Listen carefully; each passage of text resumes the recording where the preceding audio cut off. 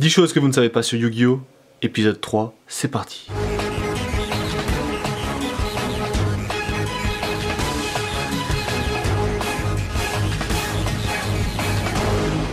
Rainette ou Grenouille d'arbre. Voilà une carte qui fut très intéressante dans le deck Frog Monarch. Mais aujourd'hui, je vais plutôt vous dire pourquoi cette carte a eu le droit à un changement de nom. Il s'agit tout simplement d'une erreur de traduction de la version anglaise à la version française. La carte en anglais se nomme Threeborn Frog, qu'on traduira par Grenouille arborée. Three en anglais signifie arbre, et vu que les cartes françaises puent parfois la merde, on dira que Grenouille d'arbre c'est quelque chose de logique. L'histoire de la pyramide inversée. N'êtes-vous jamais posé la question pourquoi le puzzle du Millennium autour du Kudugi est-il inversé? Cela a-t-il une signification particulière? Eh ben oui. La pyramide inversée a une signification et il nous l'est précisé dans le tome 23 du manga Yu-Gi-Oh! Marek nous dit bien que la pyramide inversée n'est autre que le symbole même des ténèbres. Suis-je d'accord avec Marek? Oui. À plusieurs reprises nous avons vu Yami Yugi faire de mauvais choix.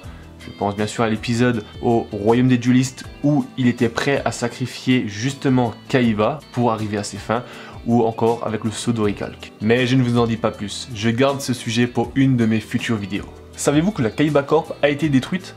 Non, ce n'est pas une blague. Dans l'épisode 172 de Yu-Gi-Oh! GX, c'est Sartorius qui fait exploser la tour.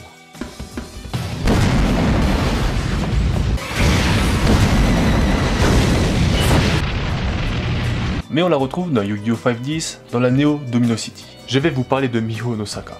La plupart d'entre vous ne connaissent pas ce nom et n'ont jamais vu cette fille. Pourtant, il s'agit d'un personnage qu'on retrouvait dans le manga et dans la saison 0 de Yu-Gi-Oh! Mais qui n'a jamais vu le jour dans l'anime. En fait, si.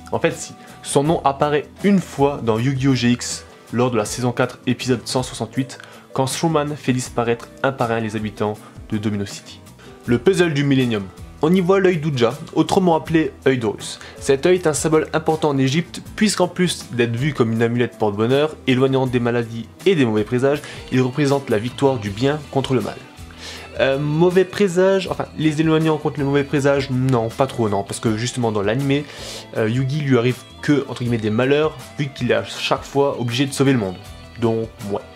De plus, le puzzle du Millennium est le seul objet du Millennium à avoir l'œil d'Uja. Alors où je vous parle, 5 générations de Yu-Gi-Oh! Se sont déjà terminées.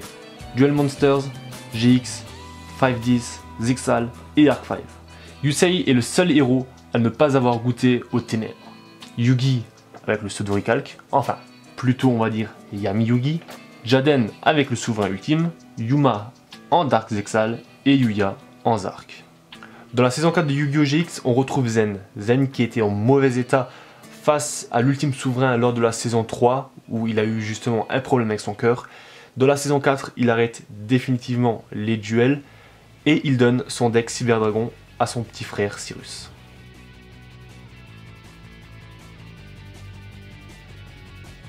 Quelle est la carte qui a mis le plus de temps à être éditée et qu'on a pu l'apercevoir dans l'anime? Vous ne savez pas? Il s'agit de la carte piège Trappe d'épines. Elle a été jouée par Joey contre Bandiken lors de l'épisode 31 de la saison 1. Elle n'a été jouée qu'une seule fois durant toute l'anime. L'épisode a été diffusé le 7 septembre 2002. La carte est sortie dans l'extension Pack du Millennium le 14 avril 2016, soit plus de 13 ans d'attente. Et en plus, l'effet est exactement le même que celui dans l'anime. À combien estimez-vous un morceau de carton? Oui, je parle bien des cartes Yu-Gi-Oh! Oui, parce que c'est juste un morceau de carton. Certains me diront que les billets, c'est juste du papier. On est d'accord. Pour moi, je mettrais quelques centimes jusqu'à quelques dizaines d'euros pour une carte. Tout dépend de l'utilité, de la rareté, tout ça. En début d'année, au Japon, un magasin vendait un ultime dragon blanc aux yeux bleus, 45 millions de yens, ce qui représente environ 400 000 euros. La carte était unique en son genre puisqu'il s'agissait d'un prix pour un championnat d'Asie, livré avec un panneau qui a une signature de Kazuki Takahashi, le créateur original de Yu-Gi-Oh! Personnellement, je ne suis pas assez fou pour mettre 400 000 $ dans une carte Yu-Gi-Oh! Je passerai mon tour. Et pour finir, je vais vous parler de Tetsu Trudge, ou dans la VO, Tetsu Uchiho. C'est le seul personnage qui traverse 3 générations différentes de Yu-Gi-Oh! Plus la saison 0. La saison 0, on voit clairement que l'épisode 1 est basé sur la réalisation du puzzle du Millennium, mais également sur cet individu qui frappe Joey et Tristan devant Yugi.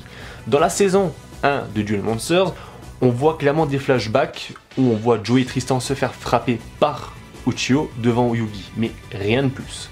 Dans Yu-Gi-Oh! GX, le nom d'Uchiho figure parmi la liste des habitants disparus de Domino City, tout comme Mihonosaka que j'ai parlé précédemment. Dans Yu-Gi-Oh! 5DS, Trudge est un commissaire à la sécurité du secteur. Après avoir subi un accident lors du duel avec Yusei, Trudge se retrouve avec une cicatrice sur le visage. Voilà les gars, j'espère que vous avez kiffé l'épisode 3 de 10 choses que vous ne savez pas sur Yu-Gi-Oh! Mettez un maximum de likes, comme ça je verrai comme quoi ce concept vous plaît et je continuerai à en faire. Sur ce, n'oubliez pas de vous abonner, ça me fera vraiment plaisir. On se dit à la prochaine, ciao tout le monde.